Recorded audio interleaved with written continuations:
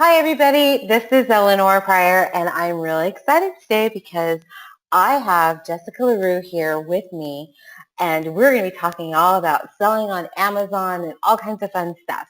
And Jessica is the first person that actually showed me anything or any how to actually physically sell on Amazon, and I get it. So I'm really excited to have her here with us. Yay! Hi. If you haven't noticed, in the series of interviews that I've been doing, I've been interviewing my mentors, and I kind of left that out. So that's kind of left it out and kind of not because she is my mentor and she did show me. So we're going to stop playing with my words and move on to and kick this interview off so we have a lot of fun. One of the reasons why I really like following Jessica and promoting Jessica is her story is pretty awesome. So can you tell us about your Amazon story and why you do what you do? Sure. I've been selling on Amazon for just over 5 years, full time now. And Amazon actually provides all of the income needed for our family. And so my husband also sells on Amazon, and that's a business that we do together. It hasn't always been like that, of course. I got started on Amazon after selling on eBay. So I've been doing e-commerce for longer than I've been doing Amazon. And I got started on eBay more out of necessity than, well, even farther back than that. I started selling on eBay just for fun money and because I knew that I could make a little bit of side money while I was working full time. And then I got laid off from my job when the housing market crashed, and I was working in the housing market, and so I lost my job. And it was at that point that I thought, well, I've already been working online a little bit, and I've been making some money, and so what can I do to see if I can turn this thing full time and make it so that I never get put in that position again where somebody else controls my success or my income, because that was really devastating to me to realize that I had a job that I thought was really secure, and then all of a sudden I didn't have that income coming in anymore. And so I thought, I'm going to kind of take things into my own hands, and I'm already making some money, so let's see if I can do this full time. So I took my last paycheck and I started buying things from yard sales and thrift stores, and I was selling them on eBay. And I was able to replace my income with eBay within just a couple of months. It happened really quickly. And once I realized that people had started that were selling on eBay were also selling on Amazon using the Fulfillment by Amazon system, I thought, well, if they can do it, why can't I? And so I was kind of at the point where I didn't see that I could increase my income much more on eBay because of the amount of time that it was taking. And so I liked the appeal of using the Fulfillment by Amazon system. And so I started to switch to selling on Amazon, and I got my first jump at selling on Amazon in the fourth quarter.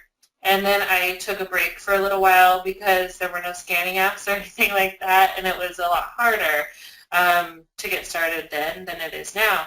And so I was still doing a lot of eBay, but I saw the potential on Amazon at that point. And so once I started to transition after that, and I got to the point then where I no longer was selling on eBay anymore because I was making so much more on Amazon, and I just continued with that. And then within the next year, I already had replaced my income with eBay. I had replaced my eBay income with Amazon, and then I eventually replaced my husband Cliff's income as well with Amazon, and so we decided that he would also work for the business and come home. And he came home in November, that first full-time year that I was on Amazon, and now we both sell on Amazon together full-time. So that is really cool. So you not only you replaced your own income, but you worked it to where you replaced Cliff's income and he was able to come home with you and do this with you. I think that's pretty neat. And you have a son too, right?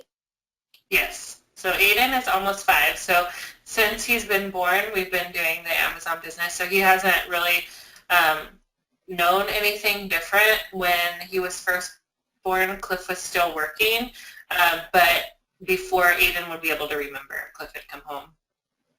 That's pretty neat. Aiden has like the best of both worlds. He has mom and dad home. That's pretty cool. Most kids don't, not most, 99% of kids don't even Right? know what that is. Right.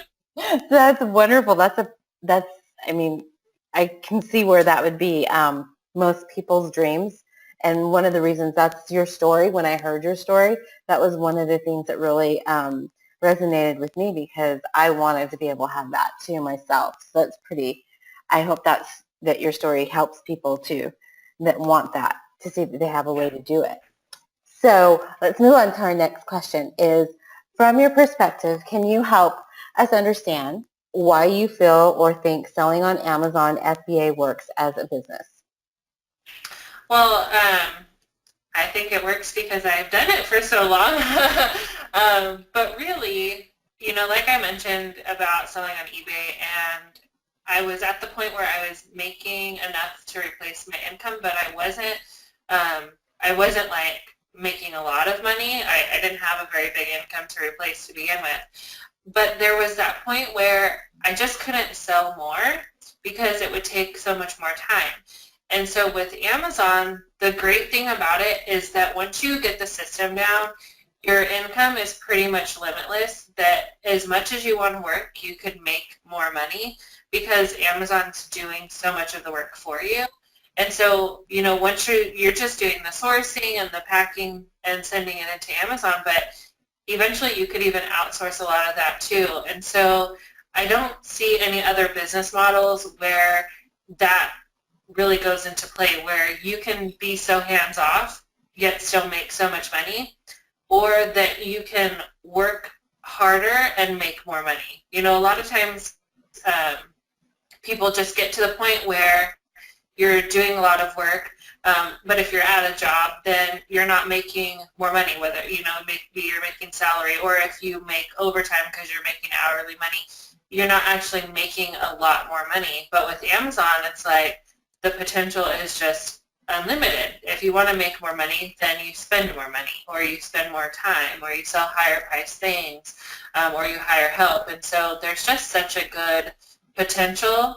And so to me, that's the biggest thing about it, was I was able to increase my income without increasing the amount of hours that I was spending. Right. And so how many hours a week do you normally work, out of curiosity?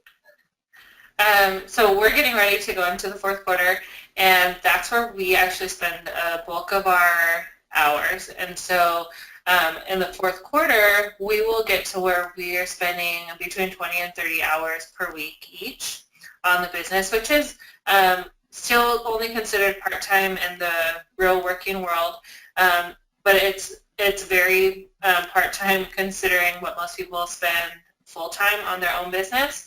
And then in the regular year, so in the first 3 quarters of the year, we actually spend about 10 hours or less per week on the business each. And so we're not putting a ton of hours into the business because what we've done over the years is we've really got to where we can get a lot more return on our time. And so, if we're going to go outsourcing, we find that we're going to make at least a few $100s per hour. And, it took a lot of time to get to that point, but we focus on things that have higher returns on them. And the money that we need to survive is actually not that much. And so we make as much as we can in the fourth quarter, and that will actually make it to where we don't need very much the rest of the year. And so I feel like it's a little deceiving sometimes when I say how few hours we work, but the caveat is that we've been doing this for so long, and so we really just have a system down. It wasn't like that in the beginning. when Cliff first started full-time and we needed the money from the beginning. We didn't have anything saved up. We would spend um, 30 hours a week. But we just got it to where our system is so tight now that we can spend about 10. Right. And one of the things that I remember learning from you regarding the system is to know your numbers and set the goals for your numbers and make sure that you're consistently doing those each month. And so for me, I probably put I have an addiction though, which you probably know from seeing me post in the different groups and stuff like that. I like to go sourcing at least twice a week, and since my daughter's in school, what I do is I'll go when she's in school, and then every other weekend she's with her dad. So I'll go. She's with her dad from like Saturday from 9 to 8. So then I will go on Saturdays and I'll just source all day long. And then I come home and I inventory about one day a week. So I probably spend anywhere from 20 to 30 hours myself in addition to the other stuff I do. But to me, it's fun. It's like a treasure hunt. Right. And that's the thing is that we feel the same way, that it's really hard sometimes to even calculate the hours because we'll be on like date night and then drive by a Walgreens and be like, oh, well, you remember the last time that we were at this one, we found this. So let's just stop in real quick and see if they have it. And so, it's really incorporated into our life that it just feels like even when we really are working, it just doesn't feel like that. Yeah. And then having that common interest. Because when you go in and you find that item that you know that's going to make you money, there's just like this feeling. It's an undescribable. The fire. Yeah, it's like whoa. So and then that's like the cherry on top to your date night because you're like, oh, we're out spending time to each other, but we just made money at the same time. Right. And I know that you've heard us talk about this before, but one of the things that we do when we go on vacation is we always try and source enough product to pay for the vacation. So, if we go to a fancy dinner, then it's like, okay, well, let's stop at this store and see if we can pay for that. Or, we've been driving for this many hours, so let's see if we can stop and make enough money that will pay for our hotel room. And that's what we do when we're on family vacation. So Aiden is used to that as well. Another thing that you mentioned is you didn't say it specifically like this, but you live simple. So you don't live beyond your means, but you're still able to go and do things as a family that you want to do, just like a normal family would work towards saving to go on a vacation, but yet you're still with each other pretty much every day. So keeping that in mind, I think that's one of the things too that I think is great about it is you're able to live simple, maybe humble, and teach your child, the value of being home and working from home too. I think that's great. Yeah, I think that one thing that's different about us is that we've never had the goal of being the biggest Amazon sellers. We've always just wanted to make enough that we could survive and that we could live a nice lifestyle. So we talk about this as being a lifestyle business for us, that, we can work enough to make sure that everything is covered, and then everything else that we make is gravy on top. But we try and keep it to where our expenses are low, so we don't have to worry about like trying to make $10,000 or $20,000 a month. And I know that that's really appealing, and it's totally doable for a lot of people. But for us, just at the place that we're at right now, because of how young our son is, we didn't want to be spending so much time on the business, especially with both of us doing it, that we felt like we were ignoring him because we were trying to make so much money. It's for people who only one of the halves of the couple does the business, it doesn't feel like that. But we feel like with both of us, it's easy for us to get caught up into it. And so we've really tried to make that something that we focus on, is that we don't spend a lot of money, or not a lot of money in general, but that we don't spend a lot of time on the business outside of the fourth quarter, which is different, just so that we can have that freedom to do what we want the rest of the year. Right. And I've been telling my family members and friends, they're like, oh, well, you just need to go do this and you need to do that, or you need to, because I'm newly into a new part of my life. I'm like, no, it's Q4. I don't have time for nothing other than Right. the people that live in my home and to work. This is the time of year that you will see me disappear and go into just full on work mode. So they're like, I'm like, so no fixing me up with this or that. Stop.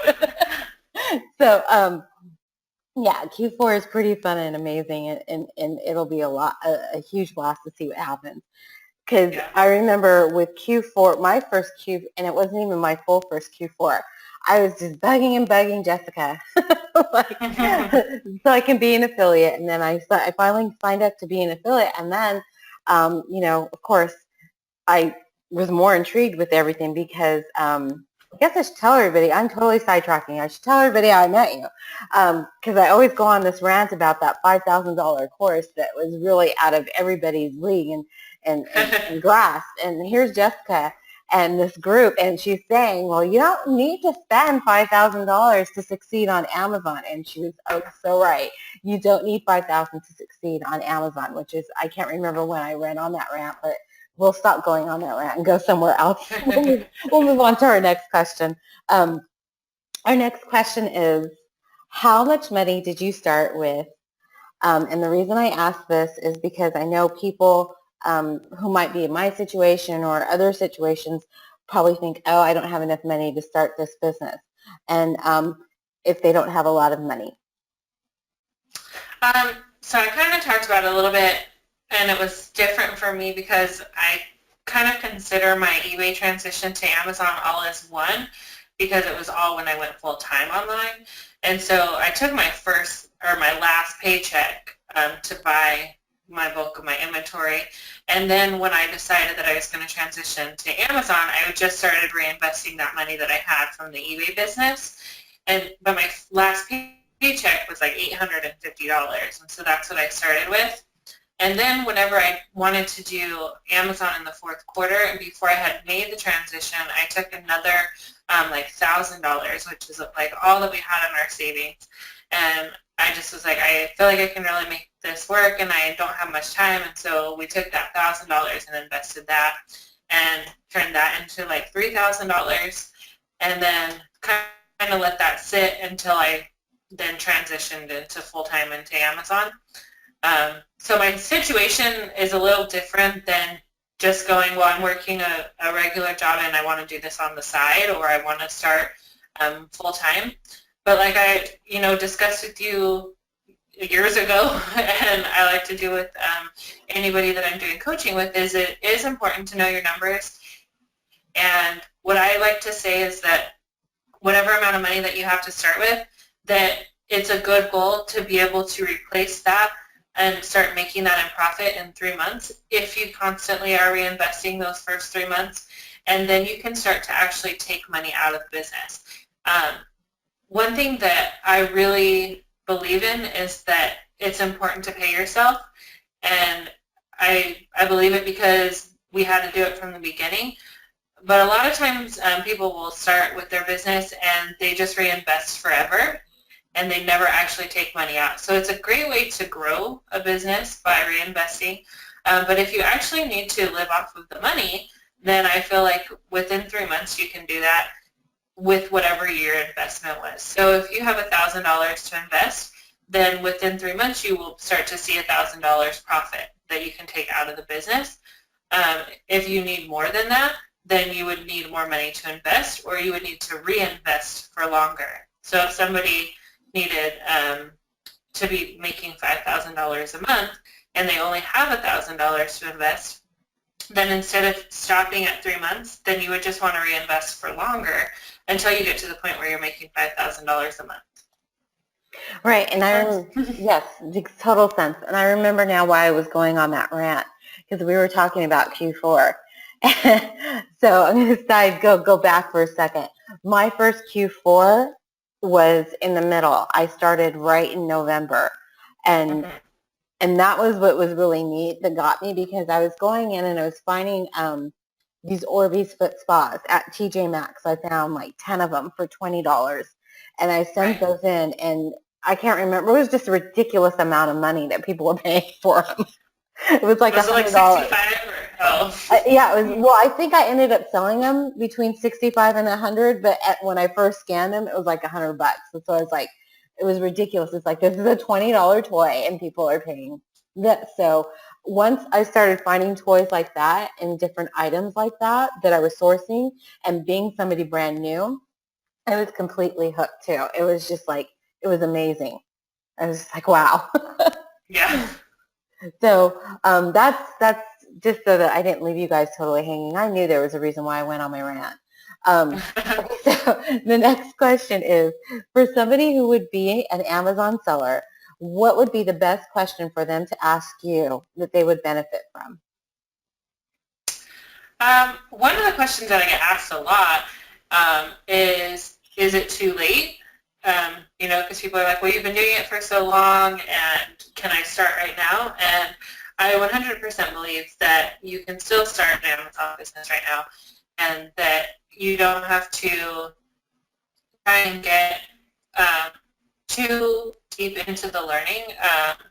You know, I feel like people get so overwhelmed with trying to learn the business. And for me, it's like, I just say, just jump in with what you have and what you know. And, get a course that's super simple like mine. And, just take it small and start small. And then you can see right away that the business does work. And then you can grow from there. Yeah, and that's actually kind of what I did, because I remember I got the course, I went through it. I went and I did a couple practice sessions, like at the thrift stores and other places. And then I remember I was like kind of holding off, and I really didn't understand what Q4 was, and I wasn't paying that much attention.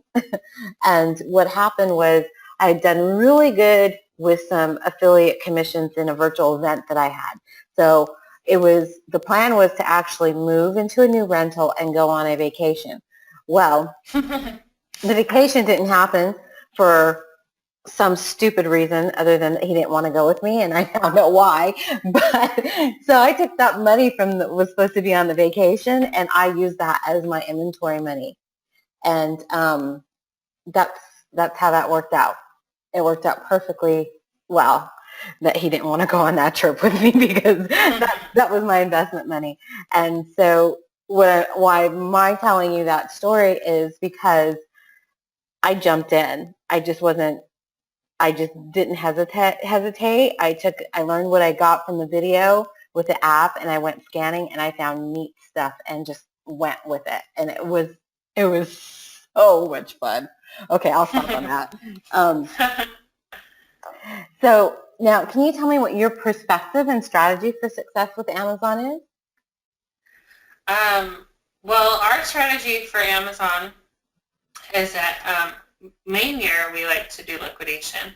And so what we do is we buy products that have been discontinued or are no longer in regular retail stores, and we buy them for much less, usually 75% or more of what the retail price would be, and then we sell those products for retail or more. And so that's how we get our big margins for the main quarters of the year, Q1 through Q3. And then, so that's our biggest thing, is buying liquidation. And then, like I mentioned before, then once Q4 comes around, then we hustle as much as we can and as hard as we can and make as much as we can. And then we kind of get to relax for the rest of the year. That was nice, relaxing for the rest of the year. I say that, but I still work for the rest of the year, but it just, like I said, it just doesn't feel like we have so much pressure the rest of the year, because we do make so much, it's like over $30,000 is what we'll make in those 2 months. And then that means that through the rest of the year, we only need to make between $2,000 and $3,000 a month. Right. And you know what? That is the other thing that I think is really neat, because we're going to get to it, but you totally understand how I love the multiple streams of income.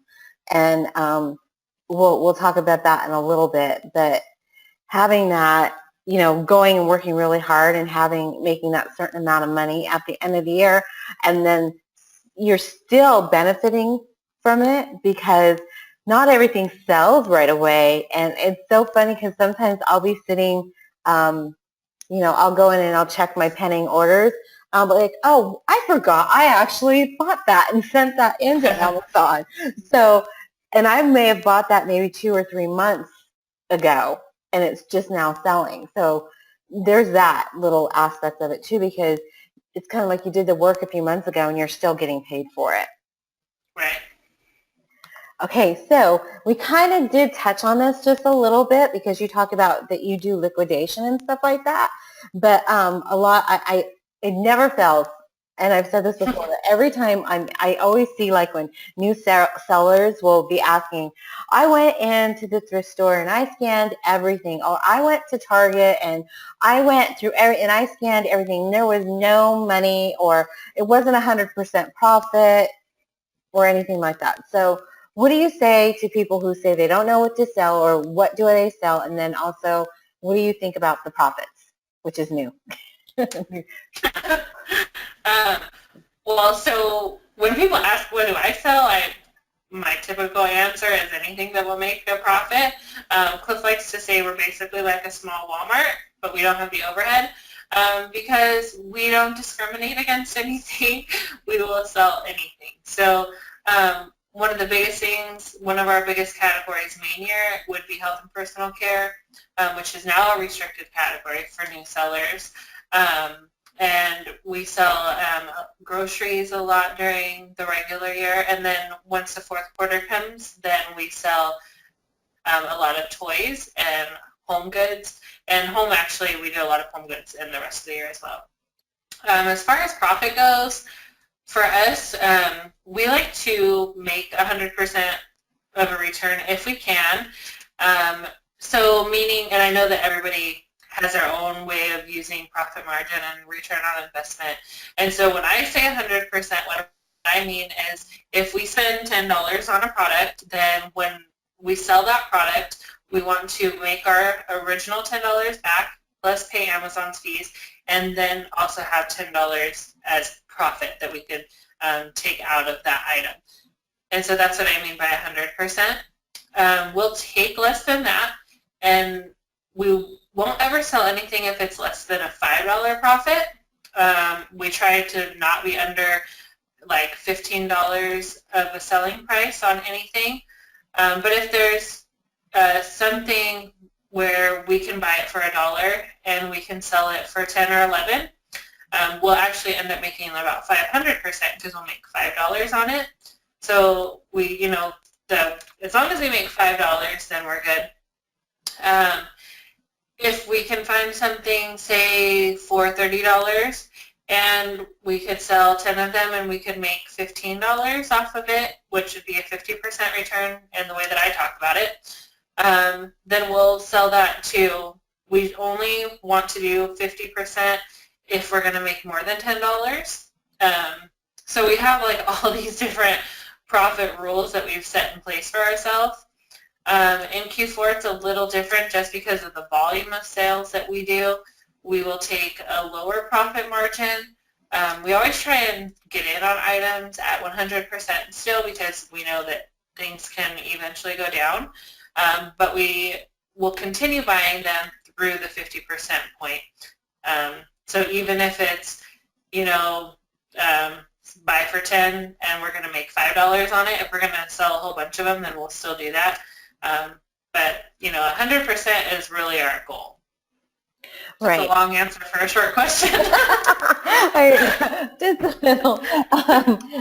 And that's like if you're doing retail arbitrage, but is that also in-store retail arbitrage, but is that also the same if you're doing online sourcing?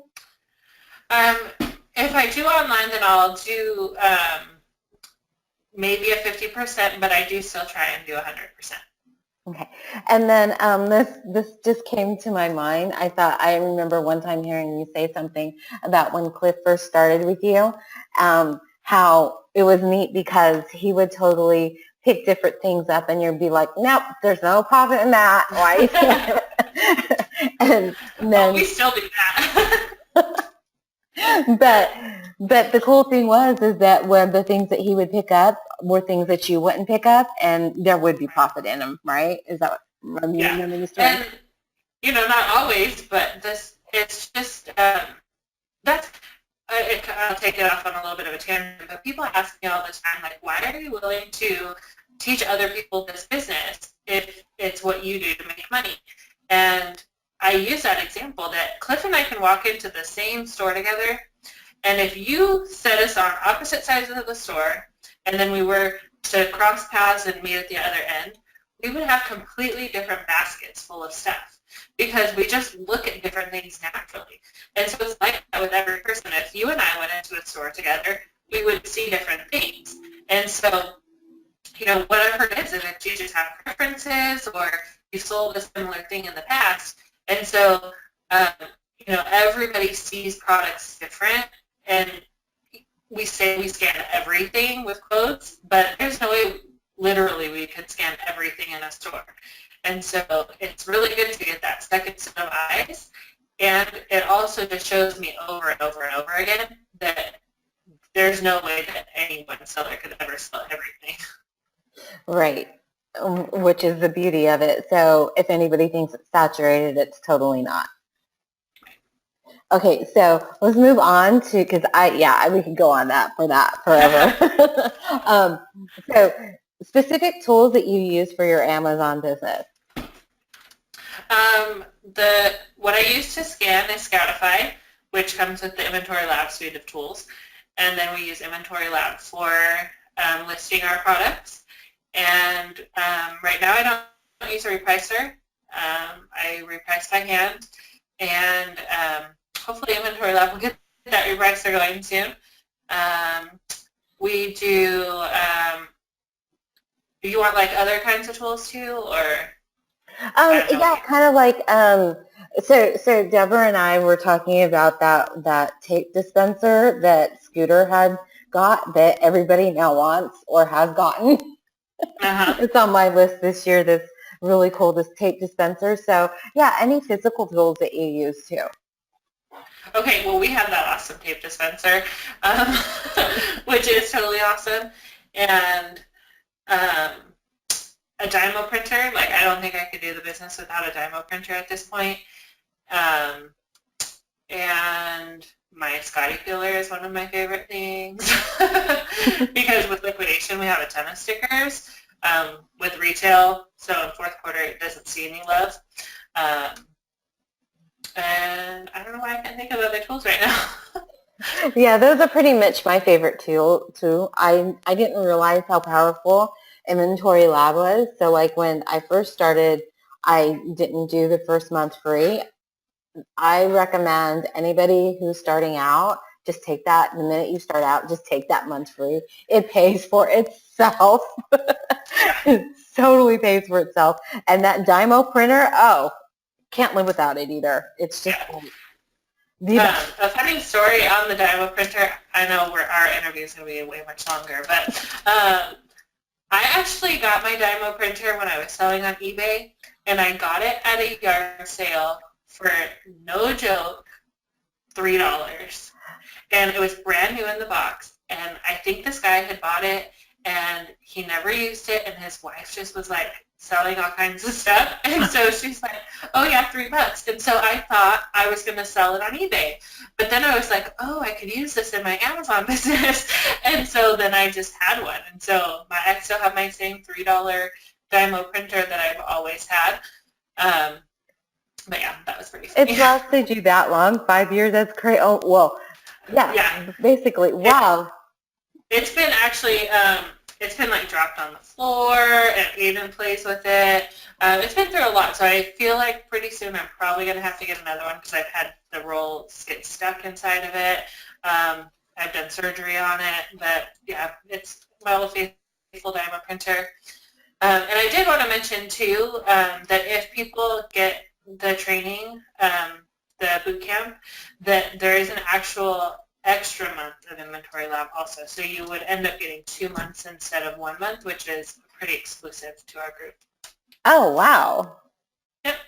That is cool. I didn't know that. That's awesome. I probably should have known that. You probably already have used it before. Probably. We didn't have it. We didn't have it then. We Might added have. it. Yeah, either way, still, I'm telling you, you have to have Inventory Lab. You cannot not have Inventory Lab. It is like the best thing. Okay, so let's see okay, let's move on. Okay, so gated categories. Now, one of the things that I loved was because you mentioned earlier health and personal is gated, and I have my theory as to why health and personal, beauty, and grocery became gated. But thankfully, I had already started selling with you and was already trained. So when they gated those categories, I was already grandfathered in. But why do you? Yeah, I giggle. But my theory is that $5,000 course. But why does Amazon have gated categories? And when would you suggest a new seller apply to get ungated? Well, there's the different levels of gated categories. And so there's the ones that I consider like the basic ones, which are the ones that you mentioned of health and personal care, beauty, and grocery. And I feel like those are really key to beginner sellers' businesses.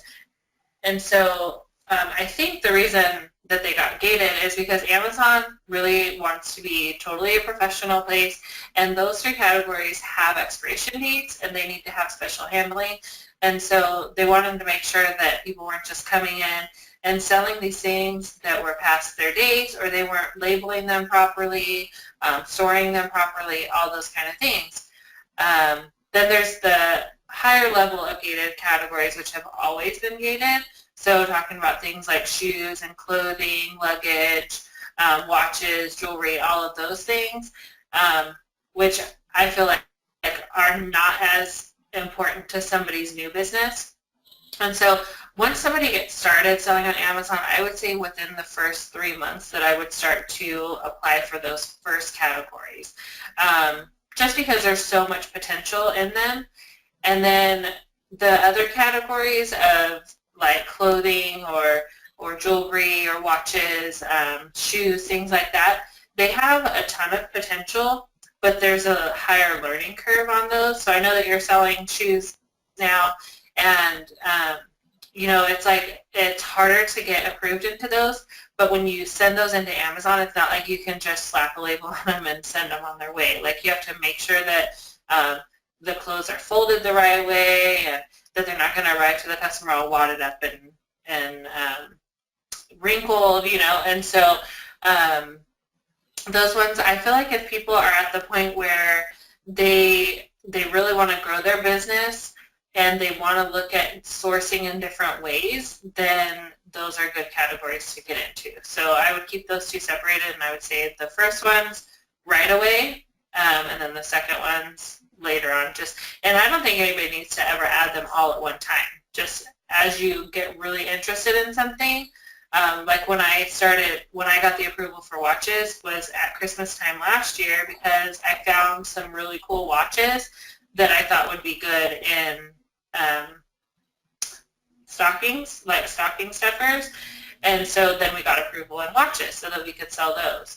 But I don't think it's something that you just need to get just in case. But with health and personal care, beauty, and grocery, I feel like those are good just in case categories because you'll be sourcing in those a lot. Right, and especially when you move into creating bundles, there's just so much potential with food, like maybe a coffee cup and a box of tea, or a get well gift set. And anytime any type of food is included, it's automatically in that food category. So it takes you, and especially too if you do any research on Amazon online and you're looking at bundles and things like that, then you can definitely see the possibilities from those categories. So yeah, I agree. Those three, I love those three categories. They're amazing. The shoes, which I am now newly ungated in, and I'm just like having so much fun because of Kohl's, and Kohl's is I'm mainly right now where I've been sourcing shoes is at Kohl's, and that's because of the Kohl's Cash and then additional discounts and the clearance that they're having right now. So, and I am still learning, and I think I've made a couple little boo-boos, but that's part of the learning process. So when you're learning a category, you actually have to practice and source, just like when you first start out in the other categories that aren't gated. Because one mistake I made when I first started was in toys. So sometimes a toy is super, super duper, uber hot, and then nobody knows about it, and you're just selling and selling and selling, and then all of a sudden everybody knows about it, and that beautiful profit kind of is going to go away now because everybody knows about it. So you have to kind of let it go and take the profit and make it move fast, right? Right. So Jessica will correct me if I'm wrong because I'm known to be wrong. So that's the cool part of that. And I'm also playing in watches, and I just sent in some of my first watches, and I'm still watching them. I'm kind of going, okay, So well watching now. watches. Yes, I'm watching the watches. It was fun because it was they're Avenger watches and Teenage Mutant Ninja Turtle watches, and I'm just like, go, go, sell. Where's the buy box? So, but yes, it's really fun because then those other, after you've got the experience, those other categories help you kind of, you know, get into less. Yeah, they are kind of competitive, so you're getting into less competitive categories after you've got the experience. So yeah, categories are awesome. Okay, I get excited. I get really excited. So this is always fun too because as an Amazon seller, you never know what adventure you're gonna go on. You know, when you're out in public and you're sourcing and your basket is like overflowing. So do you have any funny stories? um, I have a lot of funny stories. We used to joke that we should write a book about all the funny stories. Um, but one that comes to mind a lot is when Aiden was a baby and he was like still in car seat, like when I would take him into the stores. And I went in one time and when I'm in sourcing mode, like I'm just scanning, like I could care less what it is. And so as long as there's profit to be made, then I'll buy it. Like I don't really look at it, or I didn't then, because now I don't like this to happen. But I get to the aisle to check out, and here I am, like new mom, brand new baby, and I got all this stuff out on the. It's like embarrassing just to say it. It's funny. So then I get all this stuff on the conveyor belt, and I'm like just making small talk with the cashier. And then all of a sudden I realize that I have like 5 genital herpes medicines that I don't know why those are over the counter, and I had no idea what they were before I got up there. And so he's like scanning these in, and the conversation kind of gets a little bit quieter, and I'm just like, oh my gosh. But then there's like these colored bottles of lubricant also, and I'm like, I like seriously had no idea what I was grabbing. Like if I would have had to guess, I would have guessed it was an over-the-counter medicine of some kind. And then like bubbles or something. Like they were so out there, and I was so embarrassed because I just felt like here I am with this brand new baby buying all this like sex medicine, and I'm like, oh my god. So I guess that's my most embarrassing anime. Yes. She wrapped both questions all up into one. Good. Well, and because I mean you've met me in person, so I'm sure that you can imagine me like really like, doing this, and I'm just like, oh my gosh. I do it all over again. Yeah, it is. It's because it's like, okay, do you live the few minutes of embarrassment and turn bright red, or do you leave the money there? Oh no, I would totally take it and do it again. Yeah, the money has to come with me. I'm sorry. Yeah. I'm like going, what are the odds that I'll run into this person again? And maybe I made their day because now they're in the employee lounge talking about me and laughing. Right. So And you never know. I didn't even notice, right? Yeah, no, I'm sure they did. Right. Yeah. And there's another embarrassing story too. That's like was just like a whole load at the same time was because when we found the discontinued Benefiber, we drove like all over California getting Benefiber. So there were times where like we had all the seats down in our Suburban and it was just completely full of the Benefiber. And Cliff went in one time and to a CVS and he had like a cart full, like a hand cart full. And the lady at the counter is like, oh, does this really work? Because I've been looking for something. And Cliff's like, um, like, how do you answer that? Because you're like, you don't want to just be like, oh, well, I'm just selling, right? But he was like, I mean, the cart was like overflowing, and they were really interested in it. And like another lady employee came over, and he came up to the car, and he was just he was like beet red, and he's like, these ladies are like talking to me about how the Benefiber works. They're like, ooh, a man that can handle going to the bathroom and not worried about what anybody thinks. Here, let me ask him. He's got a cart full of it. Right, and they're like totally like, like, should I go get some? And he's like, well, there isn't anymore in California, but good luck. Oh, yeah, that's funny. That happens a lot too. It's like, oh, you have that many of that? Are those on sale? And you're like going, Right. really? I don't know what to say. Or oh, are you having a kids party? Or are you buying gifts now? What are you doing? Oh, must have got a really good deal. And you're going, yeah, I did. Or you must have the most spoiled kid ever. I would say, yeah, I'm buying my kids the same toy. Yeah, that is so funny. Yeah, poor kid, poor Aiden, and especially if Right. he's with you, right? And they're just looking at him. No. Right. Yeah. So actually, I really think there should be a book written about that. I think it'd be really funny. All right, I got this. Okay, so let's go on to our next fun one. And this is really, to me, this is fun because I know that there are a lot of people in different situations. There are people who are married that might become single that didn't know it yet. They're going to become single as I raise my hand. Or there are people who just want to work from home and be home for their kids. Or there's people like you and Cliff that want a specific lifestyle. Well, the lifestyle kind of goes along with all those people that I mentioned, or there might even be people who are retired that are just looking for another way to add a little more money to their budget. So there's all kinds of people. So tell me how selling on Amazon has changed your life. Well, I feel like I talked about that quite a bit because Amazon really, it completely changed our life. For me, it was like I just didn't want to have that pressure again or that thought of knowing that somebody else was in control of how much money that I made.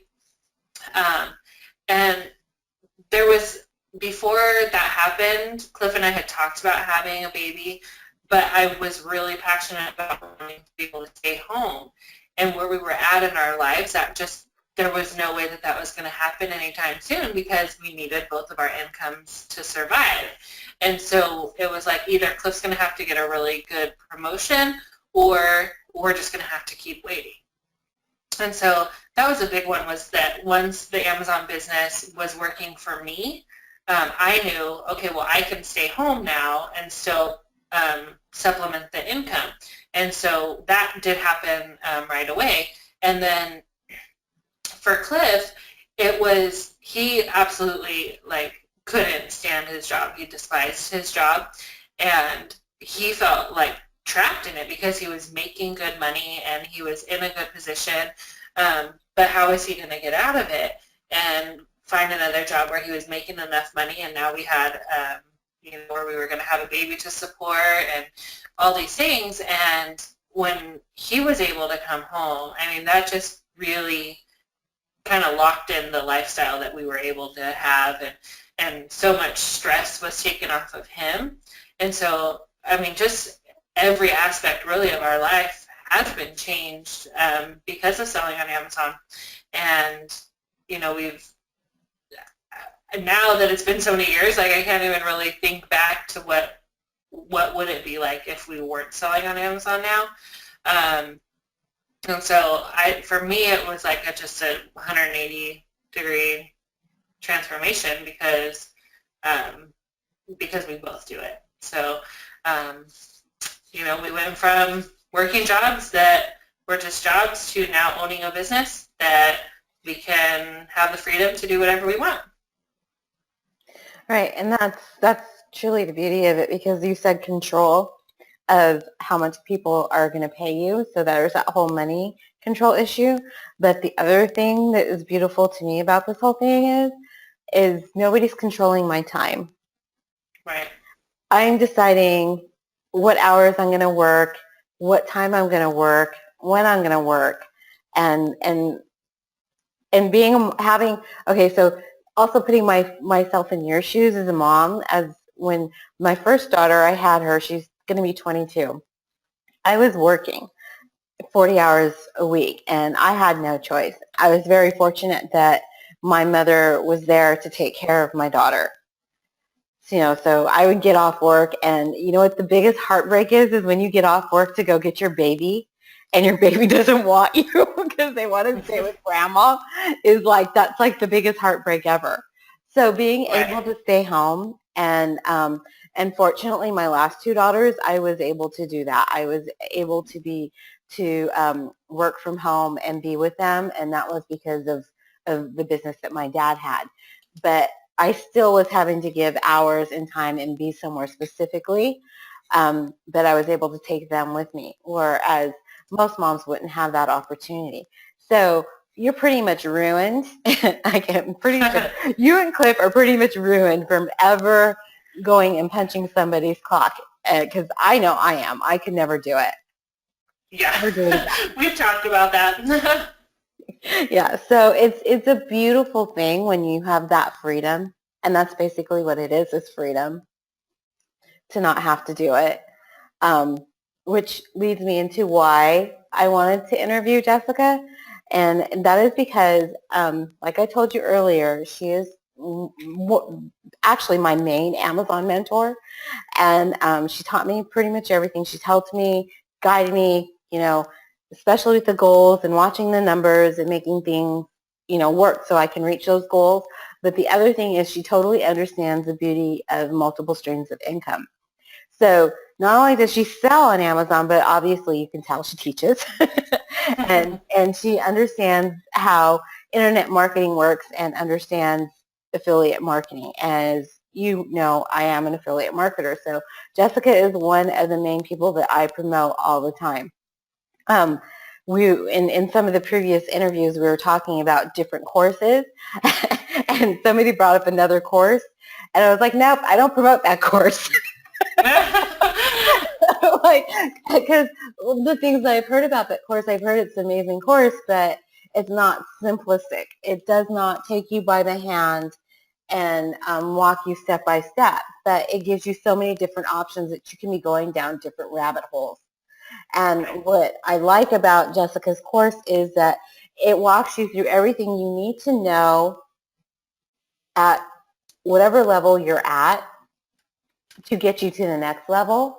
And I love the Facebook group because there's always people in there. There's so many people like me that have gone through Jessica's course that before Jessica can even answer a question in the group, they're answering the questions. So we mentioned Scooter. Actually, we have to talk about Scooter really quick before I go to the next slide, which is our ending slide. I have to say Scooter is definitely one of your, he's amazing. What he did. Yeah, I should know all of his backstory, but I think he was in sales. But how long was it that he found you via Pat Flynn's podcast that you were on? Right. And then he worked those numbers. Do you remember his numbers, or how quickly he worked himself out of a job? Oh, it was just months. I don't remember exactly, but it was not very long. Yeah, and then him and his wife, Scooter and Christy, right? Christy. I was doing that to her. I need to stop. But her and him, they totally worked it together, and they did the numbers, and that was just last year.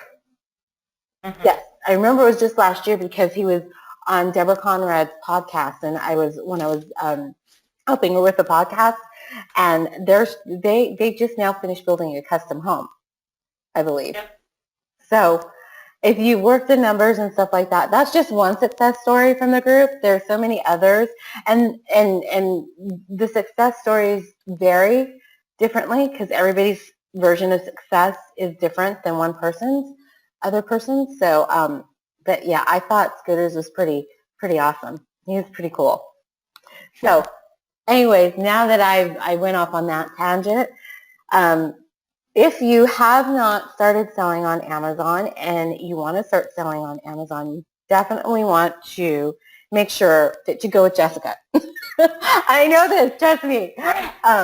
Jessica is the way to go. And so many other people will tell you that that's who you, the best place to start because like I said, it is very easy for people to follow and go through. People's age ranges from you are like, what's the youngest student that you think you have? I know that I have people in like their freshman year of college. I don't know if we have any that are like 18 though. Okay, so freshman year of college, and then do you know what your oldest person might be? Oh, I've had people email that were in their 80s. We get a lot of people that have just retired and are just needing to supplement their retirement money. So, I mean, like 85 probably. Okay, so but the reason I ask that question is because I want people to be able to see that it doesn't matter what age you are. With this course, you totally can succeed. And then from this main course that Jessica has, she has several other courses that'll help you drill down into the specific category that you're working on at that moment so that you can, what's that word for that I'm looking for? You can graduate. We'll just say graduate from that category. I can't remember the word I wanted. So there's that. And then the other thing that I was going to specifically say that just now because I couldn't remember the word that I wanted was then Jessica introduces you to other people. And the other people that Jessica introduces you to, which she introduced me to, and they're some of the people that I interviewed for this series of interviews, are people that, well, first of all, that they're her colleagues that she's also benefited from too. So there's that. But now I remember my thought. The Q4 thing. Going back to Q4. Okay, so if you're listening to this interview and it's right now at Q4, or if it's not at Q4, it doesn't matter because eventually Q4 will roll around again. Q4 is one of those times of year if you're a new seller or even an experienced seller, it is always best to have a coaching group. And there's so much success from those coaching groups because it'll help you not waste time and it'll help you with your research and stuff like that. Because Q4 is, you snap your fingers and it's over, right? I mean, it's like the best, like, how many weeks would you say that the amazing madness happens with Q4? About 6. Yeah, it's the best 6 weeks ever, but it's gone like that. So if you don't know what you're doing in those 6 weeks, or if you don't have an additional tool in your arsenal to, make the most of that time, then you're going to miss out. And that's why if it is during this time, I want the link will be under the video so that you can definitely join the group for the Q4, and it's going to be amazing. And it's the things that people find and then the research that because basically what happens at Q4, and then correct me if I'm wrong with this too, but usually by the time that time rolls around, you're pretty much knowing what you're going into the store for and picking it up. You are still spending some time scanning, but you pretty much know from your research what you're going to go in and grab and send in. Yeah. Yeah. So anyways, that's all there is to it. selling on Amazon is awesome. It's another way to have a multiple stream of income in your family, and reach goals, whatever your goals are, if it's a family trip or if it's to get both parents at home and, or get out of debt or just whatever, get away from that job. It's awesome. And so just make sure you go to this link here, Eleanor Loves, and like I said, I don't know how to spell loves. It's LUVS.com and / the selling family, and get to know Jessica and Cliff very well and learn from them and have an amazing Amazon business. So Jessica, thank you so much for hanging out with me and let me go on my little tangents and get excited about little things. Thanks for having me. You're welcome. All right, everybody. Have a great afternoon, evening, morning, whatever it is.